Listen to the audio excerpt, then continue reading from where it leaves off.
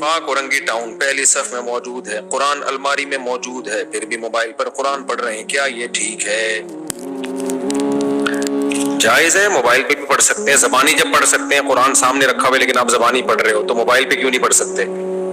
لیکن ثواب زیادہ مصحف میں پڑھیں، اس کی الگ برکت ہوتی ہے، جتنا پروٹوکول دیں گے قرآن کو اس کی اتنی برکتیں زیادہ ہوں گی۔ لیٹ کے تلاوت بھی جائز ہے نا، لیکن بیٹھ کے کریں گے تو زیادہ ثواب ملے گا۔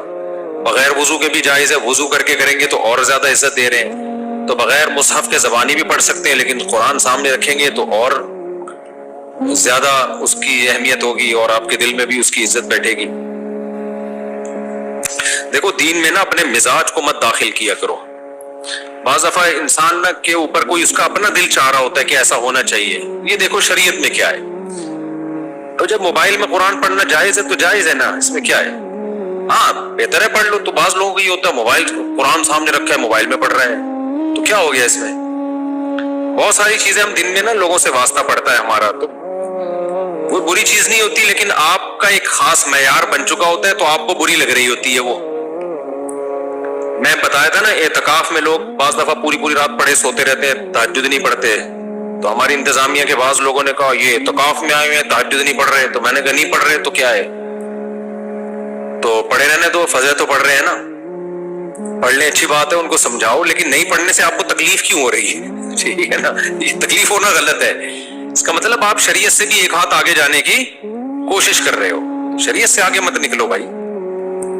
اعتدال پہ رہنا چاہیے، اعتدال پہ، افراط و تفریط کا شکار نہیں ہونا چاہیے۔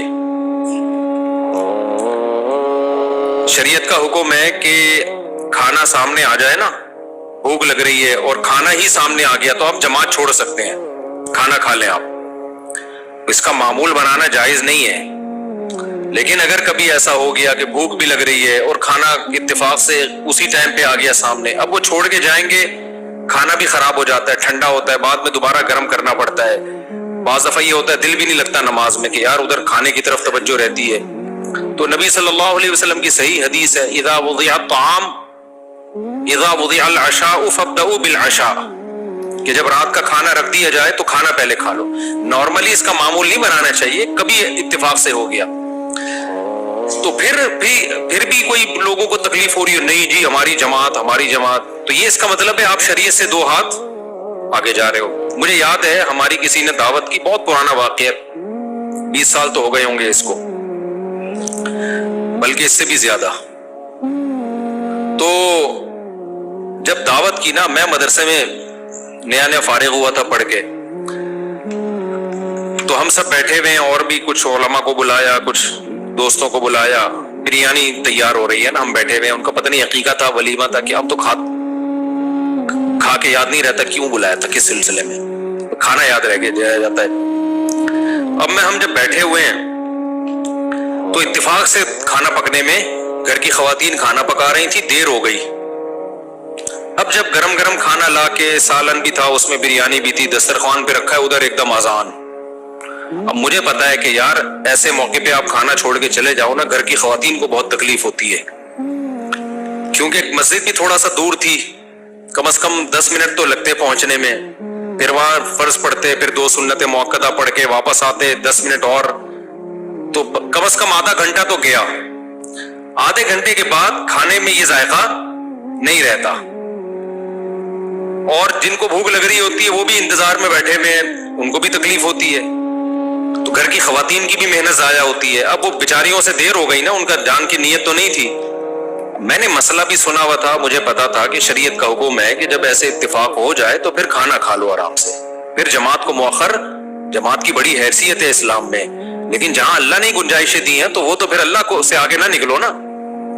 اب میں نے وہاں کہہ دیا، میں نے کہا نہیں اب کھانا کھائیں گے آرام سے۔ اچھا اس میں بھی بعض لوگ یہ کر رہے ہوتے ہیں، جماعت نکل رہی ہے جلدی لکھاؤ جلدی لکھاؤ، یہ غلط ہے، پھر یہ بھی غلط ہے۔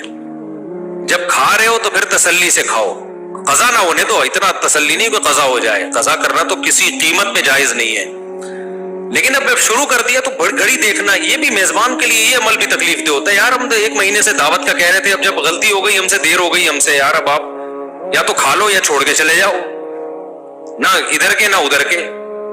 میں نے مسئلہ بتایا لوگوں کو, میں نے کہا بھائی اس بارے میں صحیح حدیث ہے, ہم نے علماء سے سنا ہے, مفتیان کرام سے سنا ہے, جب کھانا آ گیا ہے تو اب میزبان کا بھی اکرام ہے, اور ہم کوئی عادت تو نہیں ہے نا جماعت چھوڑنے کی, سب ماشاءاللہ جماعت سے نماز پڑھنے والے لوگ تھے. میں نے کہا اب کھا لیں آرام سے.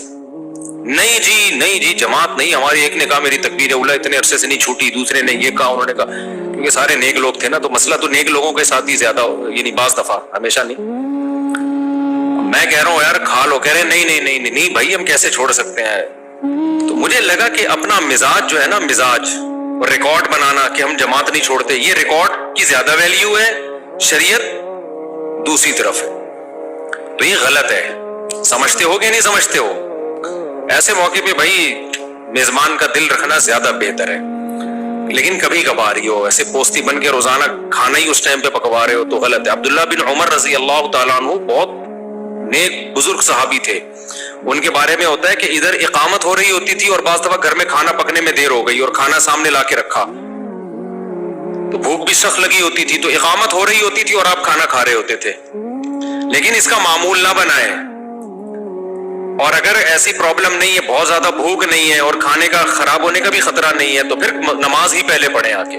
صحابہ میں تو کھاتے بھی 2 ٹائم تھے نا, شدید بھوک لگ رہی ہوتی تھی.